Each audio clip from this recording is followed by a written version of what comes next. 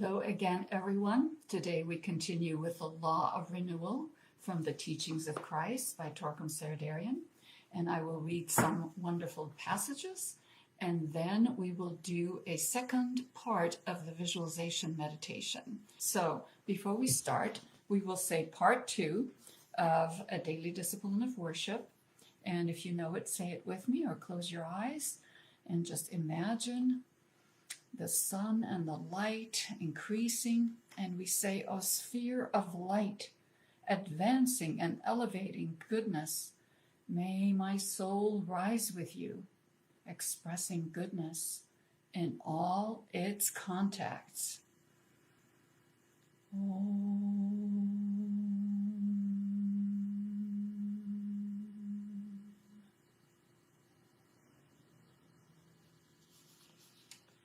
So as you remember from last time, we started with chapter 13, 8 Energies of Christ, the Law of Renewal.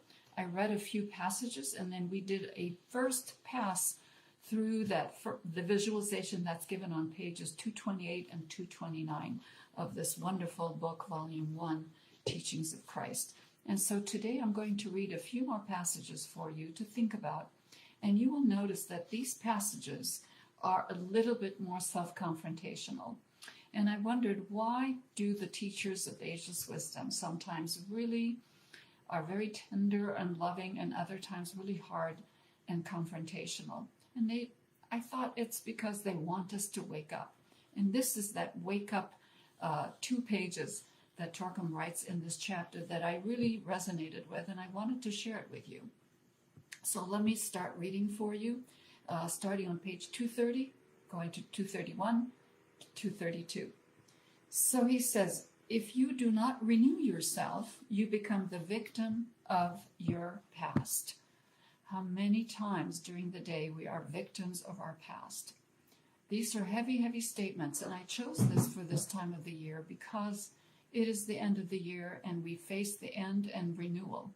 And so I wanted to bring us to some ideas about how to renew ourselves. All of us need this advice and wisdom.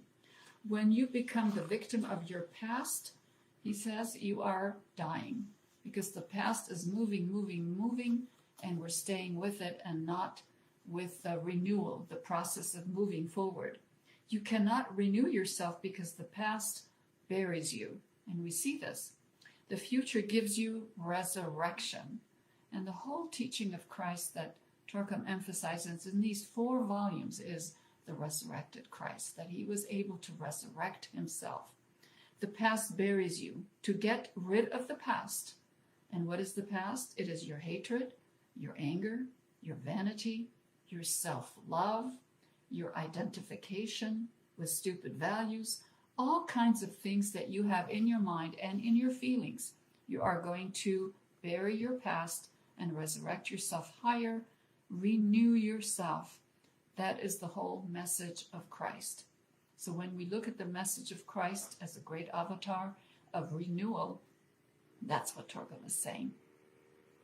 Christ was called the new man, and he said that the old man must die. If you do not kill the old man, you cannot be a new man. This is so important. Now from here, it gets a little bit more self-confrontational.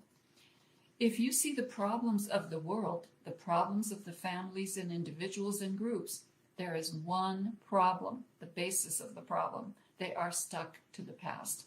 Don't we want to resurrect the past, the way we were, the way things were? And we are nostalgic about that, and that's what makes us sad. And instead of renewal, we start retrogressing. If you are stuck to the past, you cannot progress. This is so true. That is the law of renewal that Christ brought. Sometimes we see our life just full of debris. And what is the first thing you need to do? You need to get rid of the debris and look at the ground and rebuild on clean, stable ground with new materials. That's what this is about, the way I see it. He continues, you are going to renew yourself. And he keeps saying this over and over. To renew yourself, you are going to do something painful. You are going to not like yourself. So oftentimes in many of our teachings, many of the wisdom teachings and self-help teachings, there is this self-acceptance that we must have in order to have a healthy self-image. But here he's saying you are not going to like yourself. Which part of ourself are we not going to like? This is really brought out here. Be disgusted with yourself. Say, yuck, I really don't like myself. When a woman, a man starts loving herself or himself, there is no hope.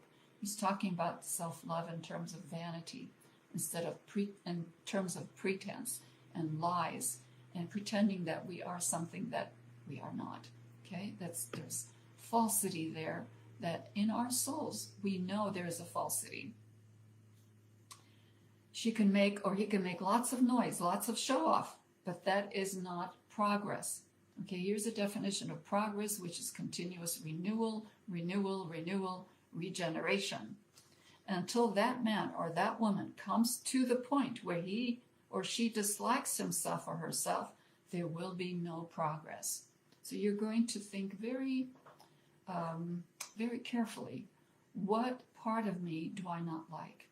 What part of me is the soul, the eternal, the divine?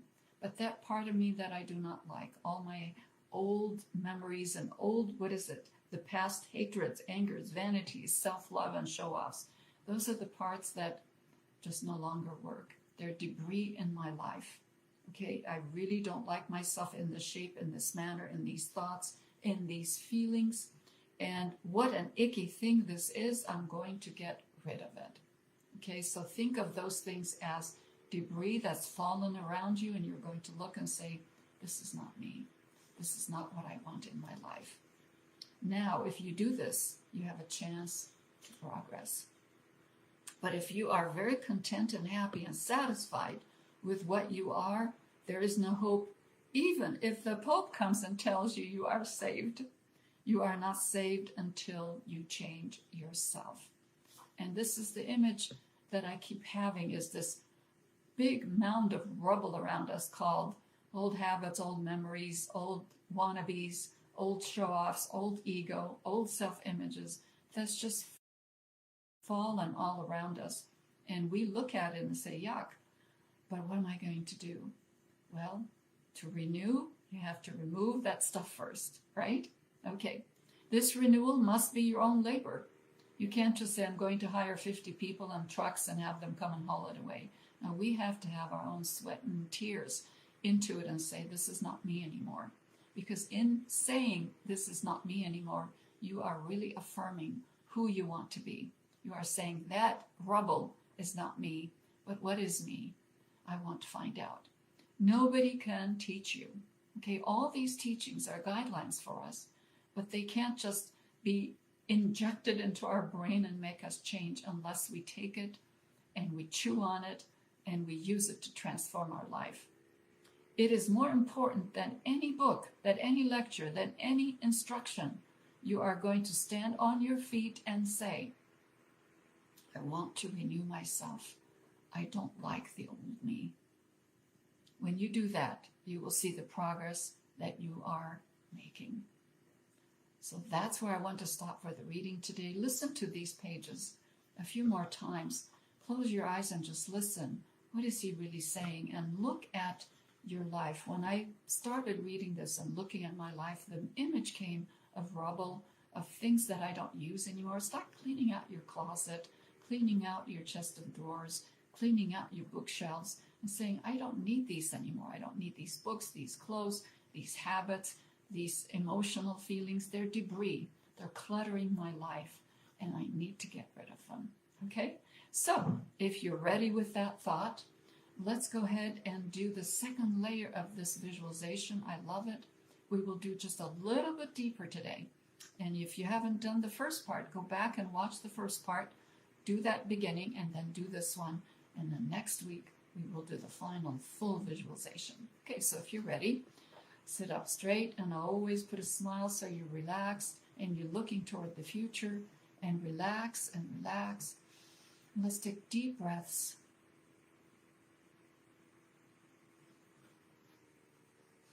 And before we do the meditation, I'd like to read for us one more time that daily discipline of worship, and you can say it with me. always prayer, preparation puts you in the right mood so that you do not do the meditation and visualization with an old video playing in the background of your mind, and they're juxtaposed on what you are doing new and the old. You have to put that old aside. So now think of the sun rising, a sphere of light, advancing and elevating goodness. Let my soul rise with you, expressing goodness in all its contacts.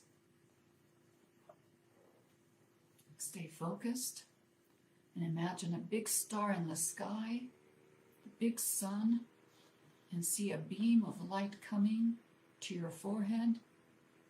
And the first thing, we're going to clean our mind. Repeat after me.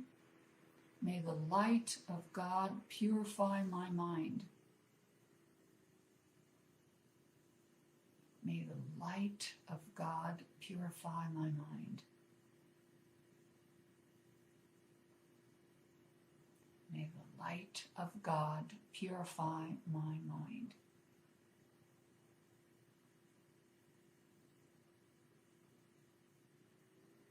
And make a commitment to clean and purify the mental debris that you find yourself in.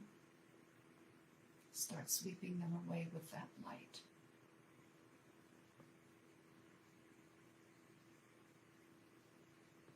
Now we remember that light again and have it come to your emotions. Have it come to the emotional body, another layer of the debris. And repeat after me. May the love of God purify my heart. May the love of God purify my heart. May the love of God purify my heart. And imagine moving another layer of debris. Remove them, sweep them away. Put them in a truck that you're going to drive and take them to the dump to be recycled. They're going to be put into the earth so the earth will purify them. Now visualize again that light coming to our physical body,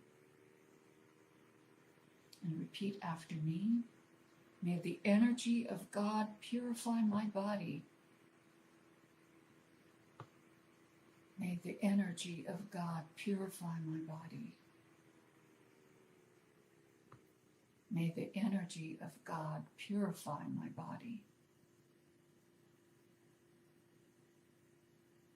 And you're going to see more debris, and you're going to pick them up one by one. Put them in the recycle truck. And slowly, slowly, you are going to see the field of your life, clean and pure. And just stand there. See yourself in pure light.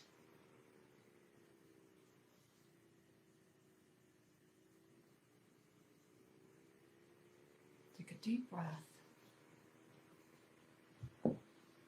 and repeat after me. Imagining yourself standing in that clean ground, full of light, radiating outward, the flame of the great presence in me. Let me stand as a radiant fire of righteousness today and during the days of my life. Let me think, act, and speak in the spirit of righteousness.